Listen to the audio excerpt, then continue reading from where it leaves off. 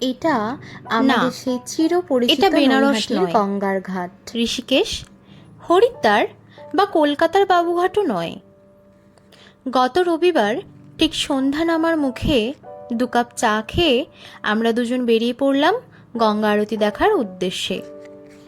অনেকেই হয়তো এখনো জানেন না, গত কয়েক সপ্তাহ ধরে আমাদের খুব কাছেই নিয়মিত গঙ্গা আরতির আয়োজন করা হচ্ছে।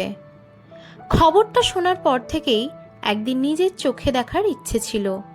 কেমন লাগে নৈহাটির গঙ্গা আরতি?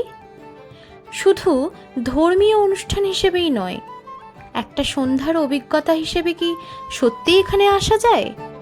চলুন আপনাদেরও নিয়ে চলি সেই সন্ধ্যার গল্পে।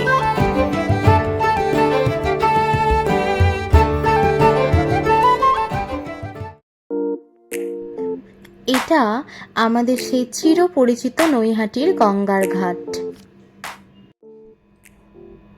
ঘাটের কাছাকাছি পৌঁছাতেই আমাদের ধারণাটা বদলে গেল। মনে হয়েছিল হয়তো খুব শান্ত নিরিবিলি একটা পরিবেশ হবে, কিন্তু সেখানে গিয়ে দেখলাম গঙ্গার পাড় জুড়ে তখন বহু মানুষের আনাগোনা। কেউ পরিবার নিয়ে এসেছে, কেউ প্রার্থনার উদ্দেশ্যে এসেছে, আবার কেউ শুধু রবিবারের একটা সন্ধ্যা কাটাতে এসেছে। একদিকে শান্ত গঙ্গা, অন্যদিকে আলোয় সাজানো ঘাট।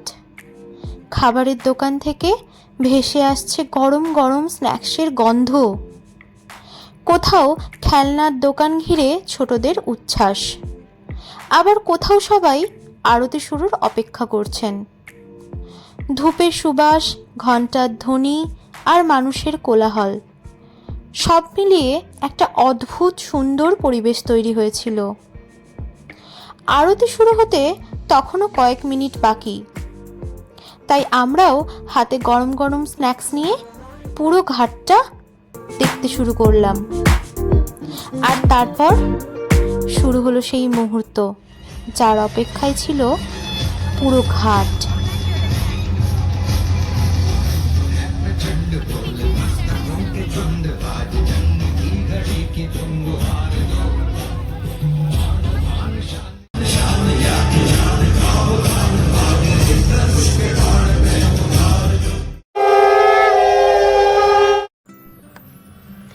একটার পর একটা প্রদীপ জ্বলে উঠল।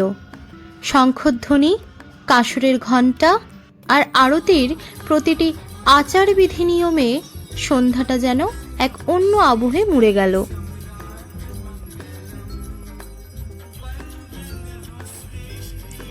তবে সবচেয়ে সুন্দর মুহূর্ত ছিল এখানকার মানুষের আবেগ। ধর্ম, বয়স নির্বিশেষে সবাই যেন এক সুরে মিশে গিয়েছেন। কেউ তালে তালে গাইছেন হরে কৃষ্ণ, কেউ ভক্তি ভরে জয়ধ্বনি দিচ্ছেন, আবার কেউ নীরবে দাঁড়িয়ে এই মুহূর্তটাকে নিজের মতো করে অনুভব করছেন। হয়তো এই কারণেই গঙ্গা আরতি শুধু একটি ধর্মীয় আচার নয়, অনেকের কাছে এটি এক টুকরো মানসিক শান্তিরও ঠিকানা।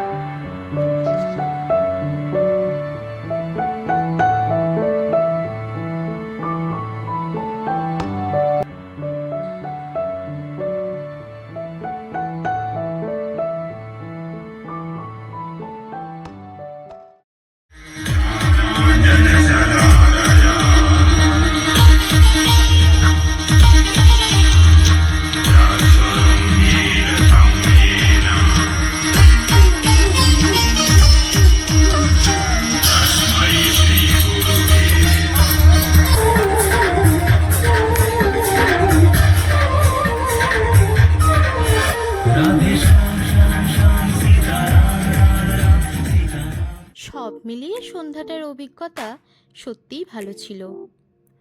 আপনিও যদি নৈহাটির আশেপাশে থাকেন তাহলে একদিন সময় করে ঘুরে যেতে পারেন।